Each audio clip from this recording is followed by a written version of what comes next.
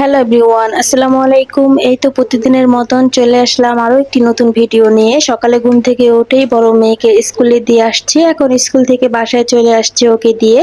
এসে হচ্ছে বোয়া রান্না করে নিতেছি। খুদের বোয়া রান্না করব আর সাথে ছিল চিংড়ি মাছের ভর্তা। আমি একটু তাড়াতাড়ি রান্না করে নিতেছি, আবার 10টার দিকে গিয়ে মেয়েকে নিয়ে আসতে হবে। এর জন্য রান্না বান্না শেষ করে আবার মেয়েকে নিয়ে আসবো।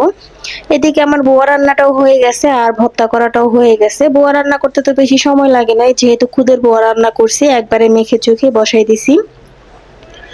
আর এখানে বোয়া ভর্তা হয়ে গেছে। এখন হচ্ছে সকালে নাস্তাটা করে তারপর মেয়েকে নিয়ে আসবো। এখানে যে বোয়া নিয়েছি, ভর্তা নিয়েছি, আর আমরা সবাই মিলে এখন খেয়ে নিতেছি। আর মেয়েকে তো স্কুলে টিফিন দিয়ে আসছি, ও স্কুলে টিফিন করে নেবে। এরপর হচ্ছে মেয়েকে নিয়ে স্কুলে গিয়েছিলাম, তারপর মেয়েকে নিয়ে এসে আবার রান্না বান্না শুরু করে দিয়েছি। বড় মেয়ে বলতেছে যে পাঙ্কাশ মাছ ভাজা দিয়ে ভাত খাবে, এই জন্য 2 পিস মাছ ভেজে দিতেছি ওর জন্য। আর এখানে হচ্ছে বড় বড় বড় মাছ না, এটা মাঝারি সাইজের শোল মাছ ছিল। এগুলো হচ্ছে ছোট ছোট করে কেটে তারপর পেঁয়াজ দিয়ে ভুনা করে নেব।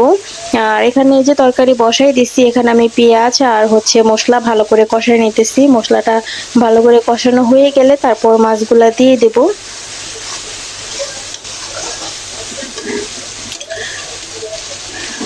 এই তো এখানে মশলাটা ভালো করে আমি কষাই নিছি। এখন হচ্ছে মাছগুলা দিয়ে দিতেছি। মাছগুলা ভালো করে কষানো হয়ে গেলে অল্প পরিমাণে পানি দিয়ে দিব।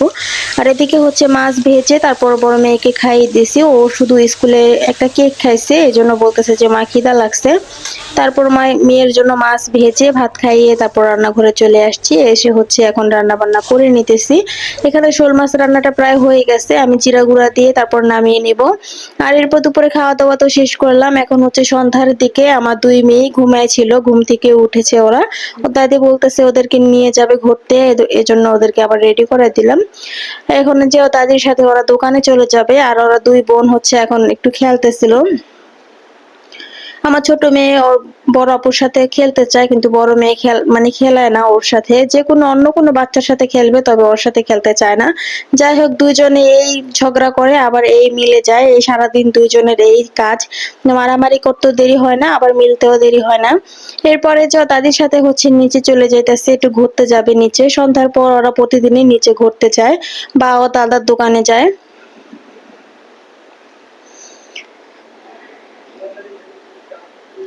এই তো এরপর হচ্ছে মেয়েরা চলে গেল, আর আমি হচ্ছে এদিকে একটু চা খেয়ে নিলাম। আমার ননদ আবার চা বানাইছে, এখন দুজনে মিলে দুধ চা খেয়ে নিব। চার সাথে আর বিস্কিট তো ছিলই, আর সাথে ছিল হচ্ছে ভূতের কার্টুন। আমরা প্রতিদিন সন্ধ্যার পর দুজনে মিলে চা খাই আর ভূতের কার্টুন দেখি। আমার কাছে কেন জানি না ভূতের কার্টুন দেখতে অনেক ভালো লাগে।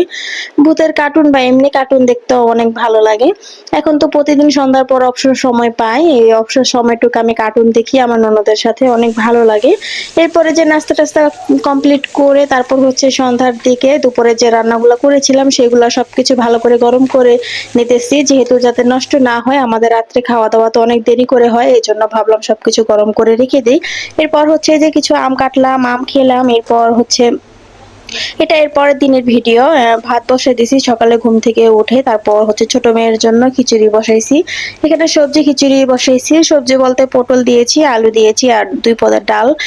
এই তো। আর এদিকে ছিল হচ্ছে পাটের শাক রান্না করব। এখানে আমি পেঁয়াজ কেটে দিয়েছি আর অনেকগুলা কাঁচামরিচ দিয়েছি। আর এদিকে আলু কেটে নিলাম, আমার শাশুড়ি হচ্ছে ঢেঁড়স কেটে দিয়ে গেছে, আর ঢেঁড়স দিয়ে আলু দিয়ে চিংড়ি মাছ রান্না করব। আর এখানে মগজ ভিজানো ছিল, চিংড়ি মাছ ভিজানো ছিল, আজকে মগজও ভুনা করব। এরপরে যে আমি রান্না বান্না শুরু করে দিলাম। এখানে আমি এই যে পেঁয়াজটা ভালো করে তেলে হালকা ভেজে নিতেছি। এরপর হচ্ছে অনেকগুলা চিংড়ি মাছ দিলাম। আজকে চিংড়ি মাছ দিয়ে আলু দিয়ে ঢেঁড়স দিয়ে রান্না করব। চিংড়ি মাছ দিয়ে ঢেঁড়স দিয়ে কিন্তু খুব মজা লাগে খেতে, আমার কাছে অনেক ভালো লাগে। আর এদিকে মগজ রান্নাটা প্রায় হয়ে গেছে, আমি এখানে মগজটা বসাই দিছি। এখন জিরা গুঁড়া দিয়ে নামাই নিব। আজকে মগজ ভুনার মধ্যে অনেকগুলা কাঁচামরিচ দিয়েছি, যাতে একটু ঝাল ঝাল হয়। ঝাল হলে কিন্তু খেতে অনেক মজা লাগে। এদিকে আমার মগজ ভুনাটা প্রায় হয়ে গেছে, আমি এখন নামাই নিব জিরা গুঁড়া দিয়ে।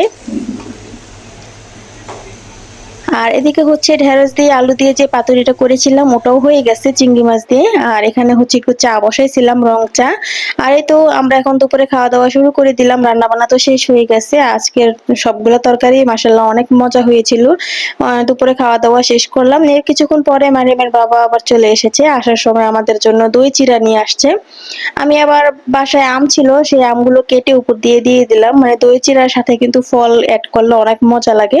এই জন্য আমি আবার আম দিয়েছি, আরো বেশি টেস্ট হয়েছে, আসলে অনেক ভালো লেগেছে খেতে। মারিয়ামের বাবা তো এখন ভাত খেতে আসছে, সে একটু দেরি করে আসছে, বিকেলের দিকে 4টার মতন বেজে গেছে। আসার সময় হচ্ছে দই চিড়া নিয়ে আসছে। আর এখন এই যে দই চিড়া সবাই মিলে খেয়ে নিব। এরপর হচ্ছে সন্ধ্যার দিকে আজকেও আবার চা খেয়ে নিতেছি আমার ননদের সাথে। আজকের চাটা হচ্ছে ক্যারামেল চা, এই চাটা খুব মজার ছিল, অনেক ভালো লেগেছে খেতে। আর চায়ের সাথে তো বিস্কিট না হলে নয়, আমার চা দিয়ে বিস্কিট খেতে অনেক ভালো লাগে, বা মুড়ি দিয়েও ভালো লাগে, দুধ চা বেশি ভালো লাগে। আর এখন হচ্ছে দুজনে মিলে খেয়ে নিতেছি। আর আমার মেয়েরা তো দোকানে চলে গেছে। আর এরপর হচ্ছে আমার শ্বশুর রাত্রে বাসায় আসার সময় সসেজ নিয়ে আসছে। এখন হচ্ছে সসেজ ভুনা করে নেব পেঁয়াজ দিয়ে। আমি এখানে অনেকগুলো পেঁয়াজ মশলার সাথে ভালো করে কষাই নিছি। এখন যে ভেজে রাখা সসেজ গুলা দিয়ে দিব। আর সসেজ ভুনাটা আমাদের বাসায় সবাই অনেক পছন্দ করে। আর আমার মেয়েরা তো সসেজ নুডলস দিয়েও বেশি পছন্দ করে, বা এমনি এমনি ভাজা পছন্দ করে। যাই হোক, যেভাবে খাই না কেন আমার কাছেও ভালো লাগে, সসেজটা অনেক ভালো লাগে। এরপরে যে রাত্রে সবাই মিলে এখন খাওয়া দাওয়া করে নেব। এই তো আজকের ভিডিওটা কেমন লাগলো অবশ্যই লাইক কমেন্ট করে জানাবেন। আল্লাহ হাফেজ।